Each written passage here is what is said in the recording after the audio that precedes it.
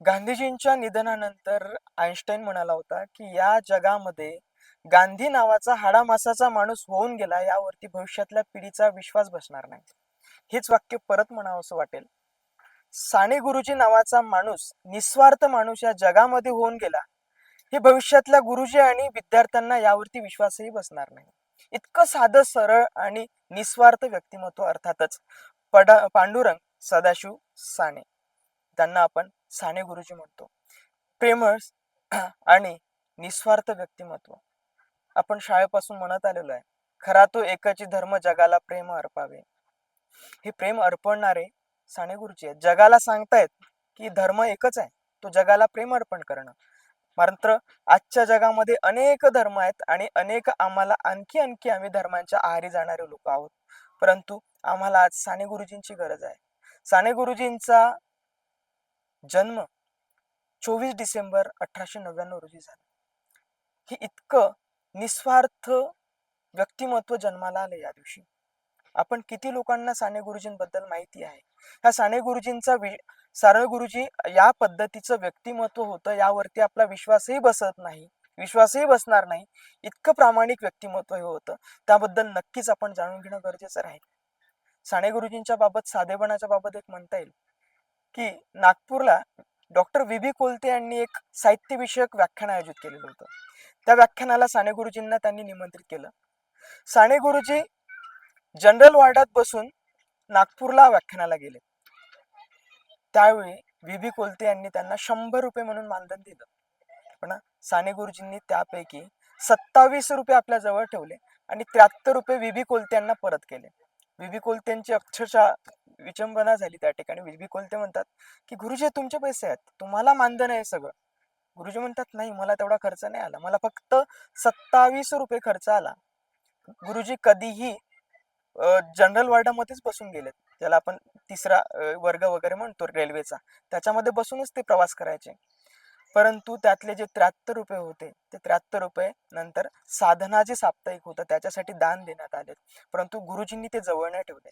गुरुजींचा साधेपणा इतका की शेवटपर्यंत त्यांना स्वतःचं घर नव्हतं. स्वतःच्या शाळेच्या वर्गखोलीत, छोट्याशा वर्गखोलीत झाडून तिथेच ते झोपायचे, तिथेच राहायचे. इतकं साधं व्यक्तिमत्व गुरुजींचं. गुरुजींना अक्षरशः अगदी लग्नाबद्दल विचारण्यात आलं की गुरुजी लग्न करणार का तुम्ही? करा, का नाही करत लग्न? त्यावेळी गुरुजी म्हणायचे ठीक आहे, मग मी लग्न करणार. त्यावेळी एक जाहिरात द्या. मग जाहिरात अशी द्या की मला अशी वधू पाहिजे की जिचं लुगडं मी धुतलेलं चालेल. म्हणजे तो काळ असा की एका नवऱ्याने बायकोचं लुगडं धुणं म्हणजे अक्षरशः ते फारच भयंकर समजलं जायचं. परंतु अशा काळामध्ये स्त्री आदर करणारे हे व्यक्तिमत्व होतं. अर्थातच पांडुरंग सदाशिव साने, ज्यांना आपण साने गुरुजी असं म्हणतो. साने गुरुजींच्या बाबत बोलावं, त्यांच्या साधेपणाबद्दल बोलावं फारच भरपूर आहे. त्यांचं आणखी एक उदाहरण म्हणता येईल. जेव्हा ते महाविद्यालयामध्ये शिकायला होते त्यावेळी त्यांच्या जेवणाची परिस्थिती नसायची, तर त्यांच्या शेजारच्या रूम मध्ये राहणारे जो 2 मित्र होते त्यांचा डब्बा यायचा, जेवणाचा डब्बा यायचा. तर जेवणाचा डब्बा ते जेवण झाल्यानंतर रूमच्या बाहेर ठेवून द्यायचे. त्यावेळी साने गुरुजी जायचे आणि त्या डब्यामध्ये जे काही उरलेलं असेल तर ते खाऊन घ्यायचे. इतकं साधेपणा गुरुजींचा होता. प्रेम तर विचारणं सारखंच नाही, कारण की इतकं भरपूर प्रेम, त्यांचं सर्वांवरती प्रेम असायचं. पायात कधी चप्पल घातली तर घातली, नाही तर नाही घातली. इतकं साधं. आज गुरुजी आपल्याला मिळतील का? तर हे आपल्याला याचं उत्तर नकारार्थच द्यावं लागेल, कारण असा गुरुजी परत लाभणेच नाही या जगामध्ये. कारण इतका साधेपणा कदाचित असतीलही, परंतु साने गुरुजी सारखा गुरुजी नसणार. साने गुरुजींचे विद्यार्थी घडवण्याची जी पद्धत होती ती सुद्धा फार निराळी पद्धत होती, हे आपण जाणलं पाहिजे. आजचे शिक्षक म्हणून राष्ट्रसंत तुकडोजी महाराज म्हणतात ना, गुरुजनांनी द्यावे तैसे धडे, ठेवून आपला आदर्श पुढे. आज आमचा गुरुजी फक्त कमाईच्या माध्यमावरती गुंतलेला आहे. पैसा मला कसा मिळेल, मी स्वार्थ इतका भयंकर आजच्या गुरुजीमध्ये गुंतलेला आहे की भरपूर गुंतलेला आहे की ते त्याच्यामध्ये विद्यार्थी घडवण्यापेक्षा तो स्वतःचा अर्थार्जन कसं होईल यावरती जास्त तो अवलंबून आहे. म्हणजे शिक्षण हे क्षेत्र समाज घडवणारं क्षेत्र नाही राहिलं, तर शिक्षण हे क्षेत्र आज कमाई करणारं क्षेत्र झालंय. म्हटलं जातं ना, कोचिंगचे व्यवसाय सुरू करा, कोचिंग मध्ये खूप सारा तर बरं भरपूरदा म्हटलं गेलं, भरपूर लोकांनी सांगितलं की तुम्ही कोचिंग्स टाका, कोचिंग सुरू करा, छोट्या पोरांची कोचिंग सुरू करा, शाळा सुरू करा, त्याच्यामध्ये भरपूर पैसा आहे. पण तू शिक्षण हे क्षेत्र पैसा कमावणारं नाही तर सेवा देणारं क्षेत्र आहे. या राष्ट्राला उभं करणारं क्षेत्र सर्वात महत्वाचं असेल तर शिक्षण हे क्षेत्र आहे. त्यानंतर आरोग्य, ह्या दोन गोष्टी या राष्ट्रामध्ये मिळणं नितांत गरजेचं आहे, मूलभूत गरजा आहे यात सगळ्या. हे आपण कधी समजणार? आपला कोणता नेता शिक्षणाला महत्व देतो?